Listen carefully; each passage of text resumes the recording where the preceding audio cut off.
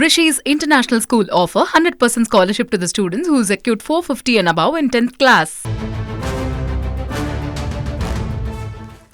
தமிழக தலைமை தேர்தல் அதிகாரி அர்ச்சனா பட்நாயக் தலைமையில் அங்கீகரிக்கப்பட்ட அரசியல் கட்சிகளின் தேர்தல் முகவர்கள் தொடர்பான ஆலோசனைக் கூட்டமானது நடைபெற்று வருகிறது.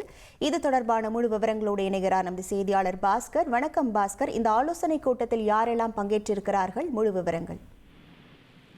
டெல்லியில வருகிற 22 மற்றும் 23 தேதிகள்ல முகவர்களுக்கான, அதாவது வாக்குச்சாவடி முதல்நிலை முகவர்களுக்கான பயிற்சி முகாம் நடைபெற உள்ளது. இதன் காரணமாக அரசியல் கட்சிகள் எல்லாம் அழைத்து தமிழகத்துல அங்கீகரிக்கப்பட்ட தேசிய கட்சிகள் மற்றும் மாநில கட்சிகளுடைய பிரதிநிதிகளை அழைத்து அந்த முகவர்களுக்கு என்ன மாதிரியான ஆலோசனைகள் தேர்தல் ஆணையத்தால் வழங்கப்பட உள்ளது என்பது குறித்தான அனைத்து விதமான தகவல்களையும் தலைமை தேர்தல் அதிகாரி அர்ச்சனா பட்நாயக் அவர்கள் அங்கீகரிக்கப்பட்ட அரசியல் கட்சிகளுடைய பிரதிநிதிகளிடம் விளக்க உள்ளார். அதற்காக திமுக, அதிமுக, தேமுதிக, சிபிஐ, நாம் தமிழர் கட்சி, விடுதலை சிறுத்தை கட்சி, காங்கிரஸ், மார்க்சிஸ்ட் கம்யூனிஸ்ட் கட்சி, பாஜக, பகுஜன் சமாஜ் கட்சி, ஆம் ஆத்மி இந்த கட்சியினுடைய பிரதிநிதிகள் எல்லாம் பங்கேற்றிருக்கார்கள். இந்த கூட்டத்தில் திமுக நாடாளுமன்ற உறுப்பினர் எம் அப்துல்லா, அதிமுக நாடாளுமன்ற உறுப்பினர் சி வி சண்முகம் ஆகியோர் உள்ளிட்ட பிரதிநிதிகளும் பங்கேற்றிருக்கார்கள்.